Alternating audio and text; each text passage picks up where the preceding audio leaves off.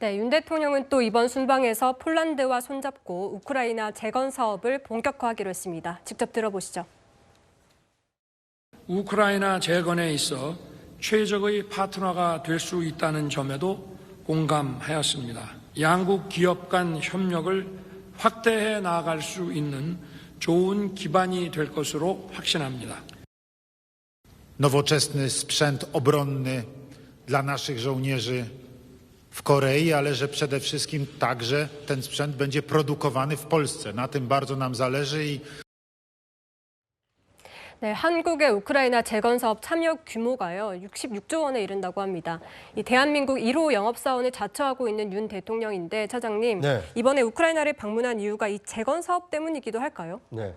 그러니까 이제 두 가지 목적이 다 있는 것 같습니다. 지금 우크라이나 전쟁의 경우에는 이제 러시아의 침공으로 이루어진 전쟁인데, 그러니까 힘을 통한 어떤 현상 변경에 대해서 대한민국은 찬성하지 않는다, 동의하지 않는다라는 것을 우크라이나를 방문함으로써 보여줬다고 보여집니다. 그러니까 대한민국의 경우에도 지금 남북 대치 상황이고 북핵과 미사일 위협이 상존하고 있습니다. 이런 위협 상황에서 국제 연대가 그만큼 중요하기 때문에 우크라이나를 직접 방문함으로써 대한민국도 이 가치 연대, 자유민주주의를 지키는데 함께하고 있다는 것을 국제사회에 알리는데 큰 의의가 있다고 보여지고요. 두 번째는 이제 실리적인 겁니다. 우크라이나 전쟁은 지금은 전쟁 중입니다만 언젠가는 이 전쟁은 끝날 것입니다. 전쟁이 끝난 이후에 전쟁으로 폐허가 되고 피해를 본 우크라이나를 재건하게 될 텐데, 대한민국의 경우에는 6.25 전쟁으로 전 국토가 폐허가 된 상황에서 불과 70년 만에 세계 10위권의 경제 대국으로 성장한 롤모델 국가입니다. 그러니까 전쟁을 겪고 있는 우크라이나 국민 입장에서 볼 때는 대한민국처럼 우리도 전쟁이 끝나면 잘 사는 나라가 되고 싶다, 이런 희망을 가질 수 있기 때문에 재건 사업에 대한민국이 최적국가다, 이런 것을 과시할 수 있었기 때문에 대한민국 영업사원 1호를 자처하고 있는 윤석열 대통령이 우크라이나를 전격 방문했다, 이렇게 볼 수 있을 것 같습니다. 네, 차장님, 그런데 우리 시청자 여러분께서는 왜 우크라이나 재건 협력을 하는데 폴란드와 같이 상의를 할까, 이 부분도 좀 궁금해하실 것 같아요. 네, 그러니까 이제 우크라이나는 지금 전쟁 중에 있기 때문에 지금 전쟁을 수행해야 되는 것이 급선무입니다. 그런데 앞으로 전쟁이 끝났을 때 재건을 어떻게 할 것이냐에 대해서는 인접 국가인 폴란드와 긴밀하게 지금 협의를 하고 있는 것으로 보여집니다.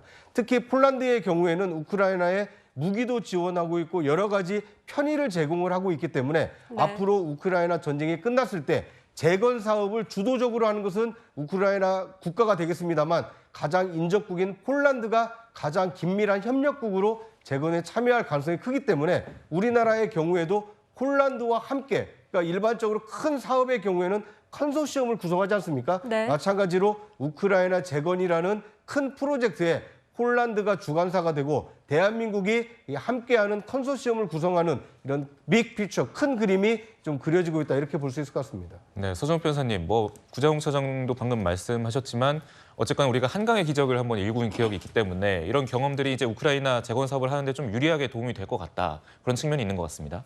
그렇죠. 그렇지만 이게 저는요, 이게 주가 되면 안 되고요, 부대적인 이익이 돼야 됩니다. 네. 주된 거는 이게 우리가 돈 벌려고 우크라이나에게 도와주는 게 아니에요. 기본적으로는 이게 우리 6.25 때 도움을 많이 국제사회에 받았잖아요. 네. 근데 그 도와준 나라들이 자기들 경제 이익 때문에 한 건 아니거든요.